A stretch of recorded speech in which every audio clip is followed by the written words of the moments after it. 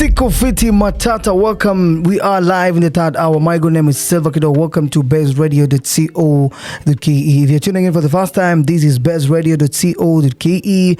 As well, you can find us on my Safaricom app. The hour I've been waiting for the longest time. I've been looking forward to host Simon Javan Okelo, a father, a musician, an author, founder One Vibe Media, One Vibe Band, CEO Madaraka Festival is in the house. Welcome to BazeRadio.co.ke.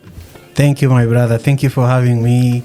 It's a privilege, and an honor. I'm happy to be here. Welcome. Asante sana. You're looking amazing always. Thank you, bro. It's always good to be the best looking person in the room, It's very important to be the best looking person in the room because that alone, already gives you a lot of mileage in whatever you want to accomplish, Mm-hmm. Yeah. Do you believe a physical appearance plays much a bigger role in someone's? Yes, I do. That's why all religious organizations have a specific dress code that they want us to wear. The Catholics have a way they want us to look. The Muslims, of course, you know that. Mm-hmm. If you look at, every sector, the Jewish people have their own style, and even if you look at cults, they have their own style, so schools, let's talk about it. Schools. From nursery to high school, they all have a specific look that they want us to have. And then you look at Beyonce, look at how she looks. She can't just be like, look at Sauti Sol, So it's very important. I had a high school principal at Maranda High School, mm-hmm. and, there it used to be very hot most of the year, but he used to insist that we must wear our sweaters and ties all the time. And he used to say at the assembly with everybody there, he would say, a gentleman knows no weather, No matter how hot it is, you have to look good. Javan. Yes, sir. My listeners want to know, they want to understand, who is Javan Okelo? Yeah, so Javan Okelo is an incredible human being. I was born and raised in Kisumu, Kenya. Currently, I live in Seattle, Washington, where I have been living since 2010.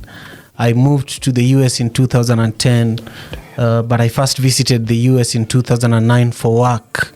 So before that, maybe taking it even further back, how long do you want me to answer this question? We want to know your humble background, your humble roots, man. Tell us more about that. But Yeah, I grew up in Manyata. Many people don't just go to Manyata in Kisumu. That's where all the riots normally start from. Kondele is in Manyata. Mm-hmm. So Kondele was like my playground. So I grew up, playing soccer in Kisumu in the ghetto. I grew up helping my mother a lot. She was a businesswoman, and also she was working in the local hospital. And I grew up hustling in the neighborhood there.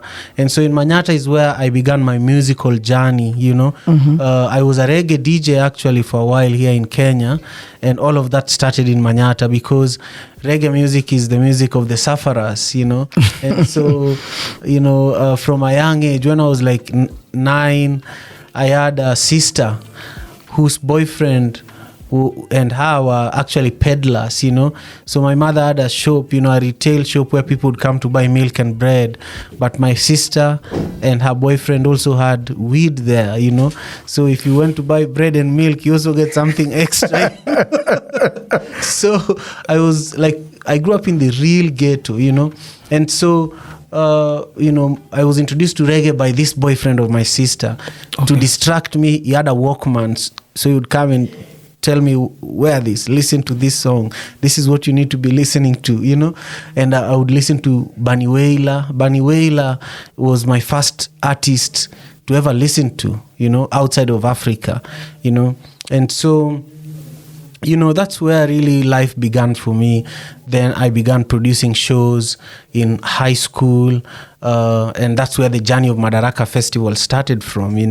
Then in 2008, when the post-election violence happened, I organized a peace concert and invited a number of DJs based in Nairobi, Kisumu, and we brought together thousands of people. We were the first public event after the post-election violence. People were even afraid to get out of their houses, but I was going door to door, putting up posters. Come, we have to get together. We have to drop the weapons. We have to embrace our neighbors. We have to find a way to live together, And so it was incredible for me to see that people can actually put down their weapons and enjoy music. The power of music is greater than entertainment. Music brings people together. Music can help us solve a lot of problems in our communities because it's the only thing that can make someone who does not even want to talk to you pay attention to what you have to say. Indeed, music heals. We're going to discuss more in the next few, but for now, I've got an amazing music coming up for you guys. Stay tuned for more. This is BazeRadio.co.ke. Welcome back. This is BazeRadio.co.ke. My good name is Silva Kido. If you're joining in for the first time, welcome. This is BazeRadio.co.ke. As well, you can find us on my Safaricom app. Today, I've been joined by a CEO, a founder, one of the Kenyans doing great in diaspora. Imagine running a non-profitable organization, celebrating Madaraka Festival 2024 in a style, bringing up artists from East Africa, Namdam Nashinsky, Eddie Kenzo will be there, and many more, because we are going to discuss about that in the next week. But for now, Javan. Yes, sir. You've been raised coming from, your past experience, a humble background, Yes. How was it? It was wonderful. If you grew up in the ghetto, in the environment where I was raised, where only the strongest survived, a lot of people I grew up with are not with us anymore, so I definitely know that I'm lucky, and I think I'm lucky because I listened to my mother, and also, the mothers in the ghetto, they don't just make you listen, they beat you until you listen.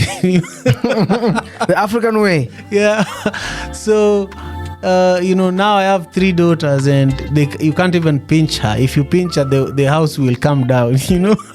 What do you mean? Yeah, they know their rights. Oh, okay. She's not even 10 years old, but she knows her rights. The teachers, that's part of their curriculum. So anyway, being raised in a polygamist family where we were so many, and we had very little, and then in the mid-90s, from the early to late 90s, Kisumu had the highest HIV prevalence in the world. Most HIV cases were in Kisumu, so in my neighborhood we were very impacted. A lot of children became breadwinners and heads of households.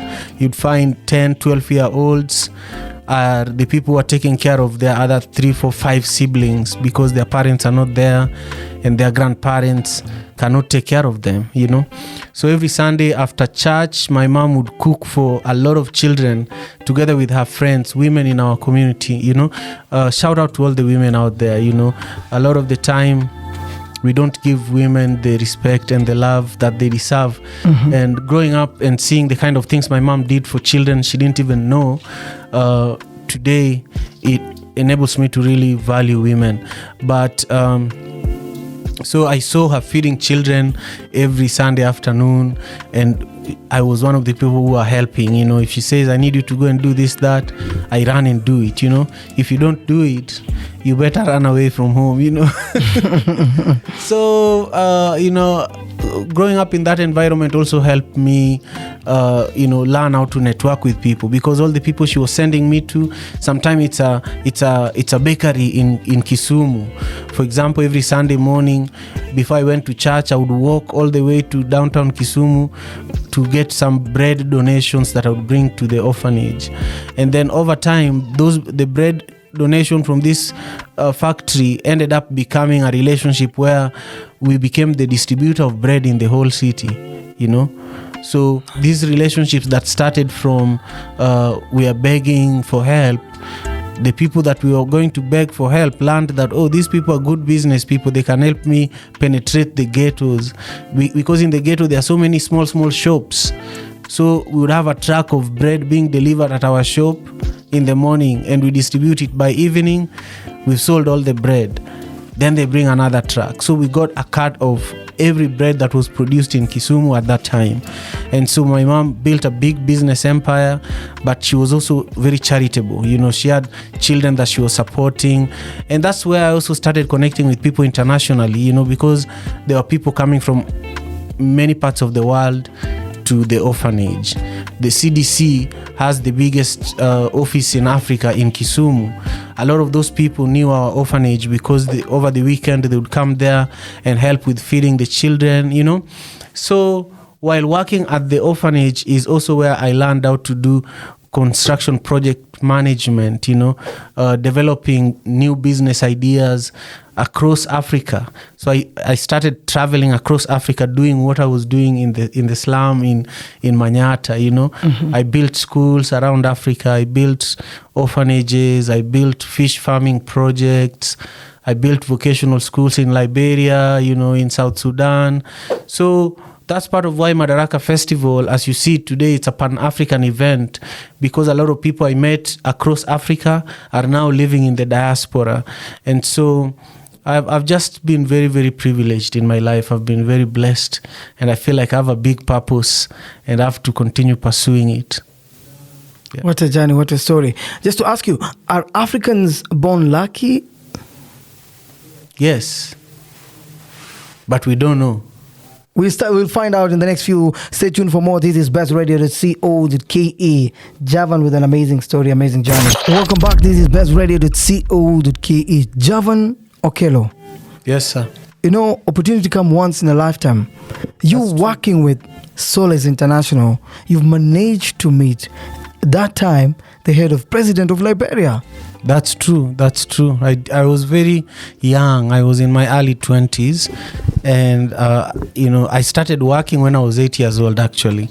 I was helping my mom with her business, distributing milk and bread in our neighborhood, as I said earlier, and just being a hustler. And, I think what I've been dedicated to the most is supporting my mom. And now I'm dedicated to carrying on with her legacy, And so at that time, my job in Liberia was to turn a prison where the then President Ellen Johnson Sirleaf had been imprisoned during the war in Liberia.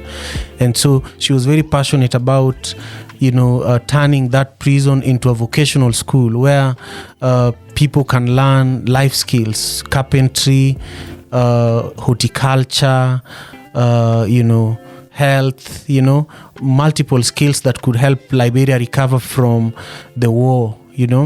So her elder sister was the patron of the project.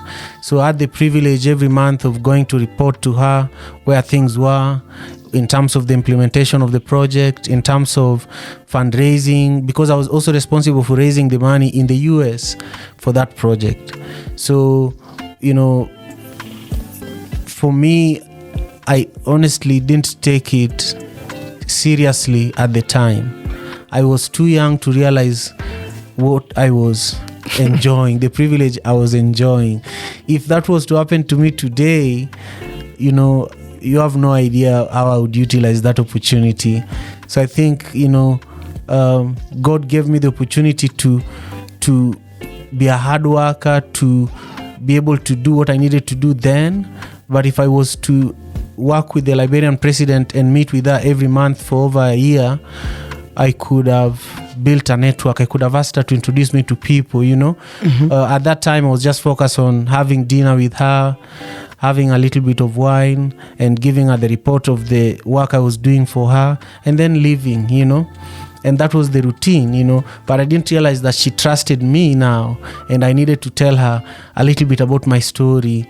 I was not just there to work. I was a human being, and if I shared with her my story and my passions, who knows, I could have been in a different place now, because she was the most powerful woman in Africa at that time, and she still is extremely powerful, So I would say that, besides that, I've had other privileges and opportunities to work with very high profile people, but not a leader of any nation besides her. Yeah. Is mention to us? Or some of the people that I've met over the years. I think the most significant person that I've met over the years that truly had an impact in my life, and I still consider him a mentor, is Jane Naidu, the first Secretary General for COSATU. That's how the current South African president became president. He was the second Secretary General for COSATU. COSATU is the most powerful labor movement in Africa. All the mine workers are part of COSATU. And so Jane Naidu was there when Nelson Mandela was being released from prison. He was one of the people that were advocating for Mandela to be released. The US released Mandela from the list of terrorists, but Jane Naidu is still in the list of terrorists. He can't even go to the US. He can only go to Canada and Mexico, but he's a renowned African statesman. If you look at how Mo Ibrahim Foundation picks which president gets awarded for leaving office peacefully, is one of the people that pick who that president is. If there is peace talks that need to happen in any country around Africa, he's one of the first people that help with that.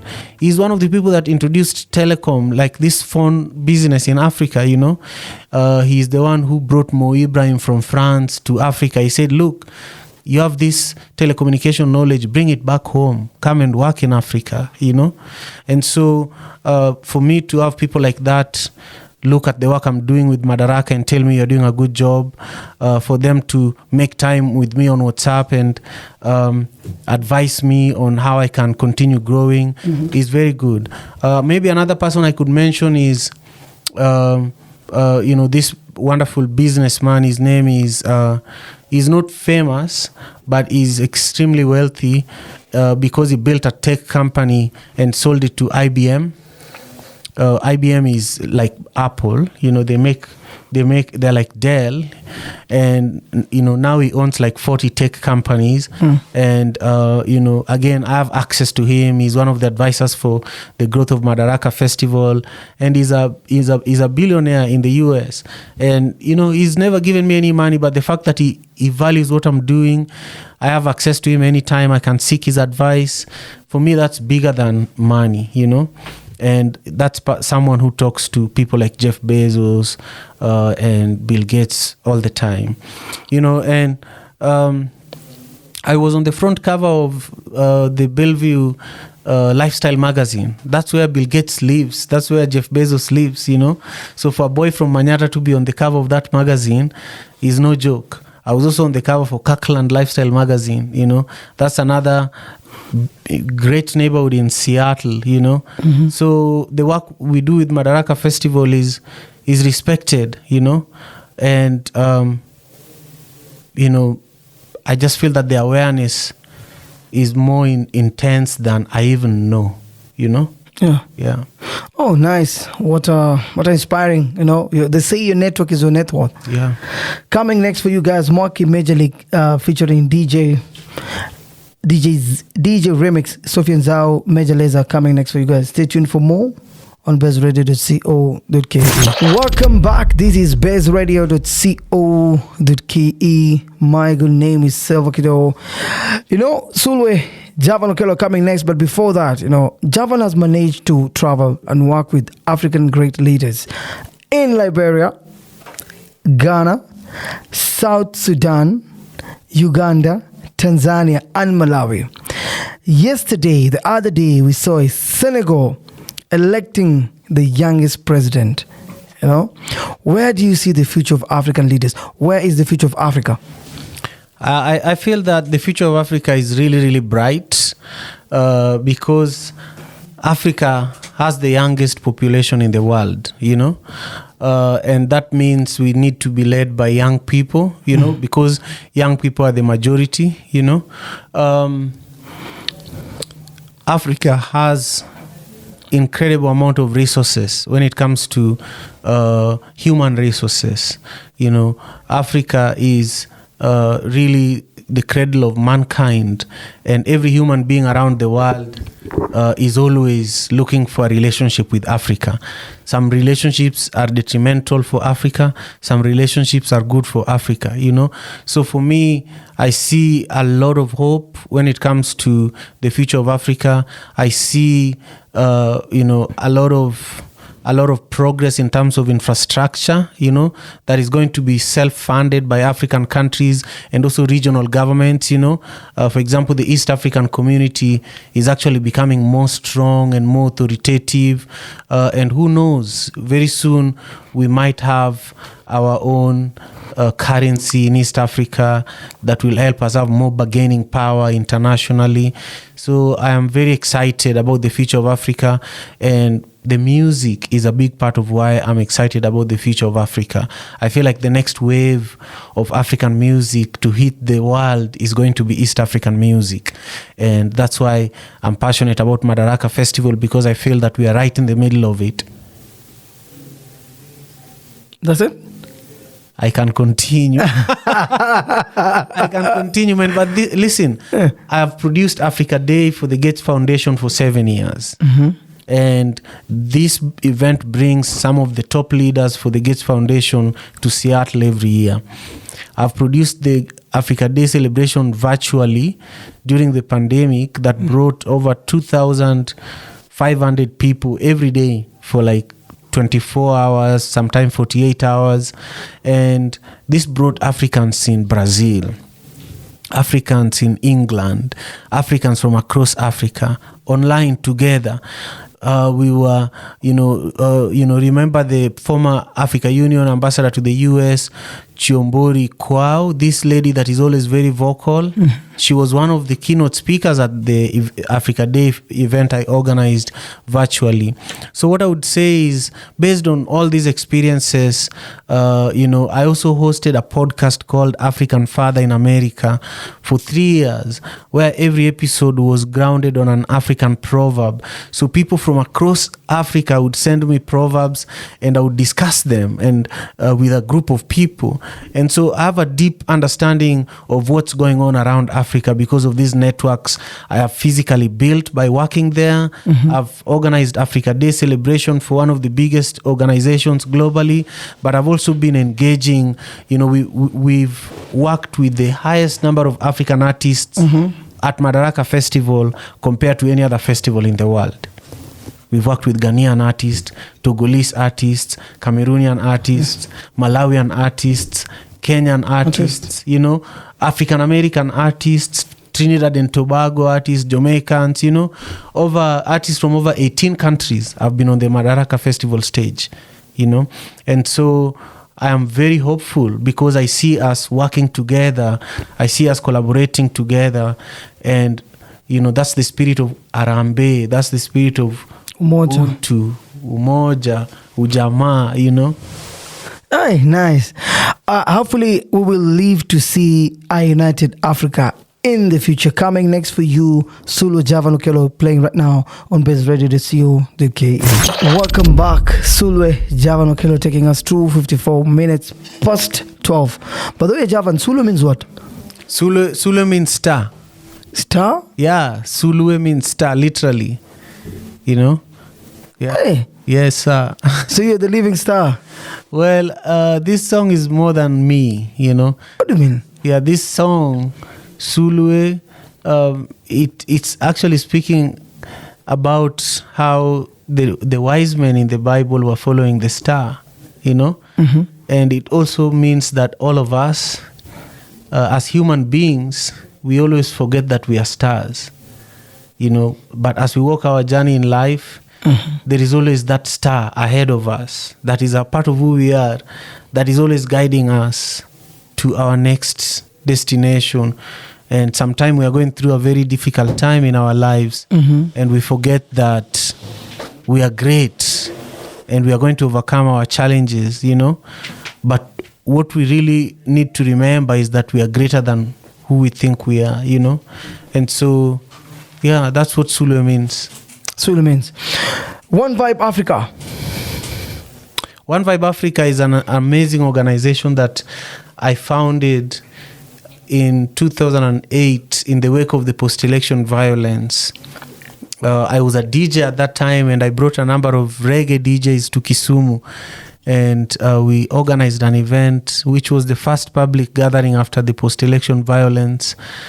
Kisumu was like burnt to the ground. It was very, very sad to see one of the most vibrant cities in East Africa looking, like Somalia after the war there. And so for me, at that time, I was actually working in Liberia. So I voted in 2007, and I had work in Ghana. So I left the day after voting, came to Nairobi. I left Kisumu, voted, came to Nairobi, then flew out to Ghana. So while we were in Ghana is when I learned that things were beginning to fall apart back home. And the next place I was going to was in Liberia, where the country was recovering from war, So when I arrived in Liberia, bro, I was living a very lucky life. I didn't even realize it, that day when I arrived in Liberia, I arrived in just a public passenger flight, Of course, I was lucky that I was in business class that specific day. But when I got off the plane, there was someone with my name right at the door of the plane, And there was a presidential, vehicle there waiting for me. So I got in the presidential vehicle. We were taken to the VIP lounge. Our documents were processed, and in Liberia we used to live in the presidential guest house. So at that time, as early 20s, I was already enjoying this kind of privileges, but my country was burning down. So I was very unsettled because I was working with former rebels. They were telling me, are you looking at the news? Your country is going to be like our country, So after a few weeks of the chaos in Kenya, I found a way to come back to Kenya. And it took me like 3 days to travel from Nairobi to Kisumu because there were no flights. So I had to go to Eldoret. In Eldoret, the Luos were really not welcome at that time. So I had to find a way to get to Kisumu from Eldoret. And then, my goal was to go and, evacuate my mother and the children at the orphanage home from Kisumu to Mbita, a rural place where it was more peaceful, But I had locks at that time. So people were like, wewe ni Mungiki, ebu leta ID. But because I spoke Luo, they were like, oh, wewe ni Mungiki aina gani? So, we were able to ensure that things were fine with the children that were at my mother's orphanage home. But then I began producing this event that I really believed that I had the power to bring people together, and I really believed that I had the power to make some peace in my hometown in Kisumu. So I began mobilizing DJs. At the time, Metro FM, the reggae radio was really popular, And so I mobilized my friends who are working there, and we did a concert in Kisumu that was very successful. And we made some money. I paid everybody, and what was left we used for buying a lot of food, and we took the food to the kids who had not been eating for a few days.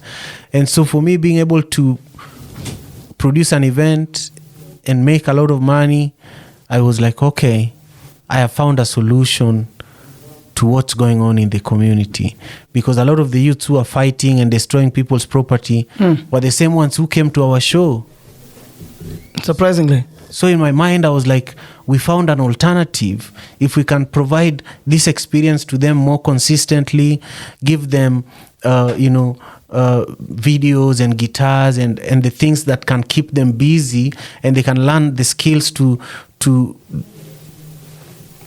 what they need to do, then they will not accept the drugs and the alcohol they were being given and the machetes. They will want to be DJs. They will want to be musicians. They will want to be podcasters. They will see that there is an alternative to the violence. And so that's how One Vibe Africa started, to provide education, music and arts programs, and to produce cultural events that are centered around education, music and art programs. That's nice. When we get back, we're going to discuss more about now challenges. Of course, it's not easy, running this without funding, running this with people, people are different, distracted. They're looking for food. Some are looking for shelter. But for now, I've got an amazing song coming next for you. Stay tuned for more on Baze Radio. .co.ke. Cash Kid on the track Zoza Mbuzi Game featuring Navio and Vic West playing on Baze Radio .co.ke.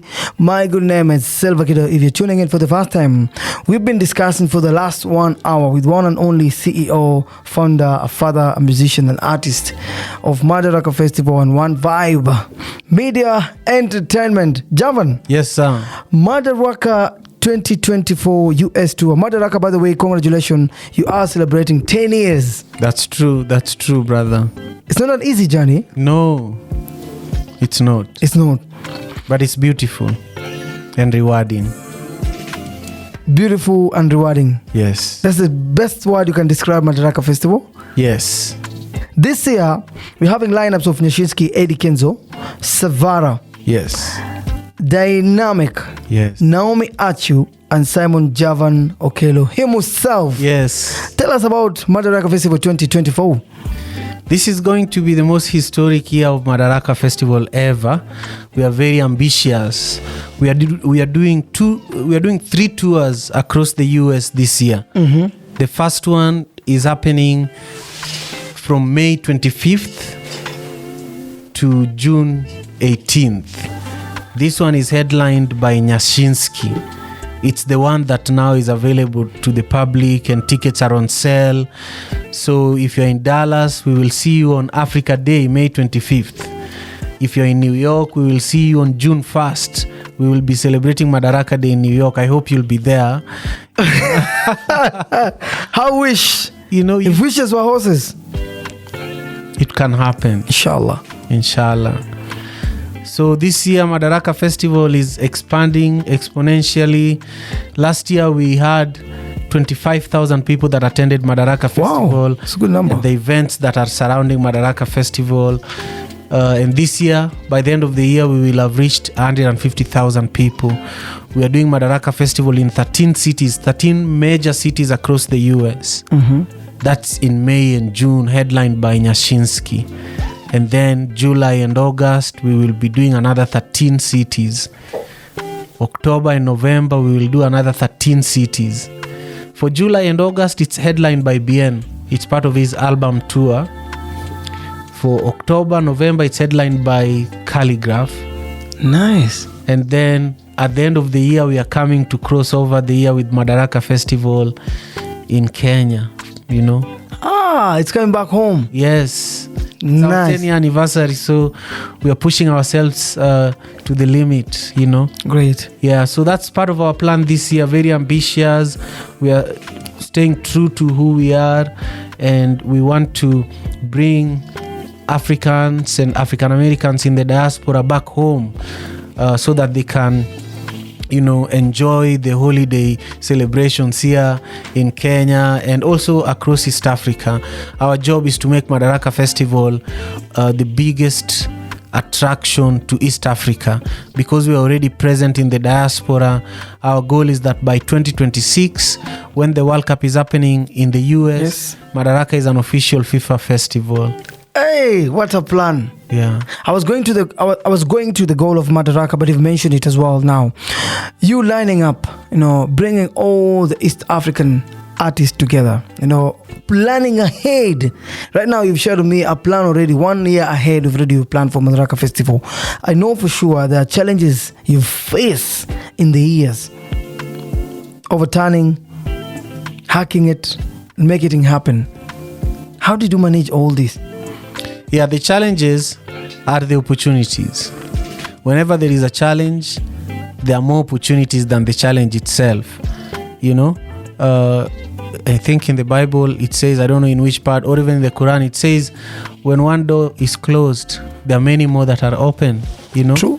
And so we faced a lot of challenges, and I just thank God for all these challenges because I have personally grown a lot out of the challenges we've been facing, whether it's someone does not trust me and so they can't invest in us, whether it's a brand does not trust Madaraka Festival and they can't invest in us, whether we are not selling enough tickets and we need to do more work, we need to invest more in influencers and our marketing. There are so many kinds of challenges that you face with a production like Madaraka Festival, but we always embrace them because through them we learn a lot and we grow and we become great. Every day is a learning day. We're coming back with more. Stay tuned for more. Raw Benzo featuring Okelo Max and Mordecai playing right now on bazeradio.co.ke. Yatani Wamboso featuring Diamond Platinums playing right now on bazeradio.co.ke. Javan. Yes, sir. And you being among the few artists that will be performing at the Madaraka Festival US Tour 2024.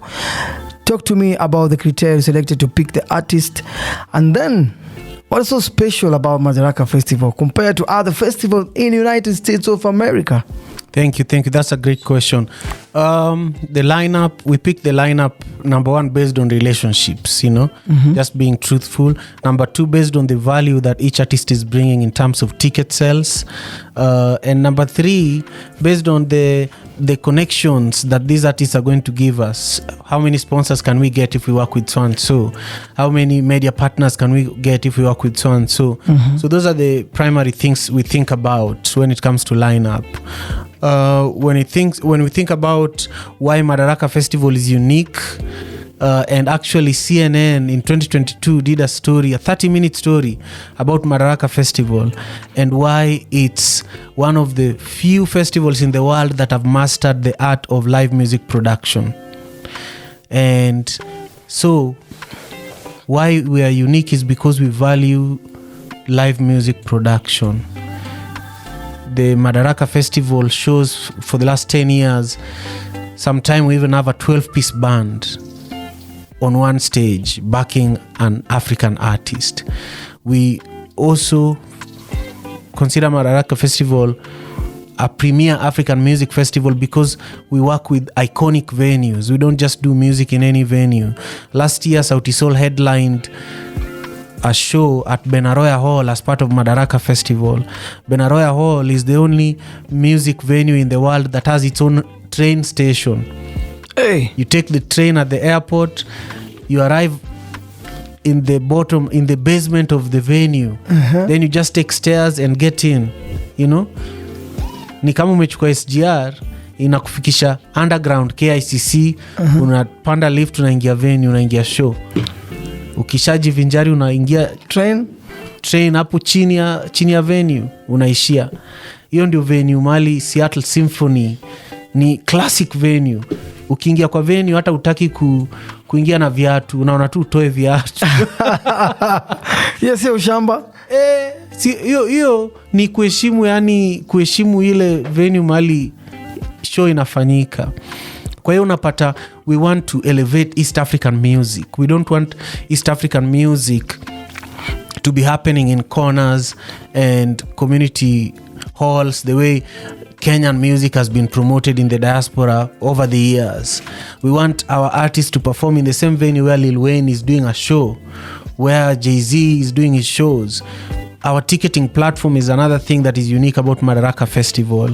We work with Ticketmaster, which is the biggest ticketing platform in the world. If Taylor Swift is doing a show, she sells her tickets on Ticketmaster. Then Madaraka is unique because we are the only music festival in the world that runs a music development program in East Africa. Over 15,000 youths have benefited from our program directly. There's no other music festival, even Coachella does not support music development. It's only us. And that's our primary purpose, to ensure that East African music becomes global from the grassroots. That's nice. Thank you. I know you can't do this alone without our support. For us to support you, we need to buy tickets. We need to attend Madaraka Festival. That is true. Where can we get the tickets? Go to www.madarakafestival.com. You'll get all the tickets for all the cities from Dallas, May 25th, all the way to Seattle, June 17th. All the tickets are there. Madarakafestival.com. Where do you see Madaraka Festival in the next 5 years? In the next 5 years, by 2026, we want Madaraka Festival to be an official FIFA festival. Madaraka Festival is going to be happening in all the cities where the World Cup will happen in the US in 2026. This year, we are doing it in 13 cities across the US. By 2026, we'll be doing it in 25 cities across the US. My hope is that Madaraka Festival becomes the premier East African music festival, bringing East Africans from the diaspora back home, along with their friends, the African Americans, the Wazungus, back home to East Africa so that we can grow the East African economy. We can bring the vibrant tourism that East Africa is known for. We can bring it back, because East Africa, including Kenya, we've not recovered from the pandemic. Not enough tourists are coming here yet.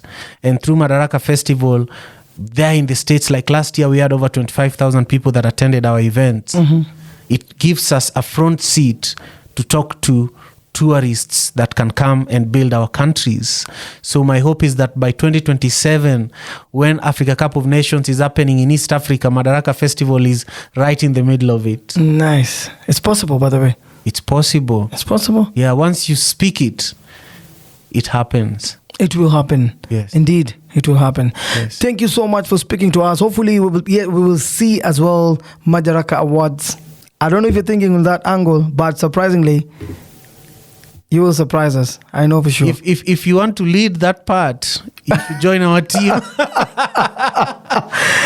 It's been an honor having you, Javan Okelo. Thank you. Wishing you all the best. Thank you so much. Wishing to see Madaraka Festival becoming the Madaraka Festival we will see in the next 5 years. Thank you, brother. Amen. I deeply appreciate it. Thank you to your team, your amazing production team, the entire Baze Radio. I deeply appreciate it. Thank you for having me. Welcome anytime. This is bezradio.co.ke, Kenya's #1 online radio station. Coming next for you, Hatukai Sana Kapi featuring Nameless and Paroti will be playing right now on bezradio.co.ke.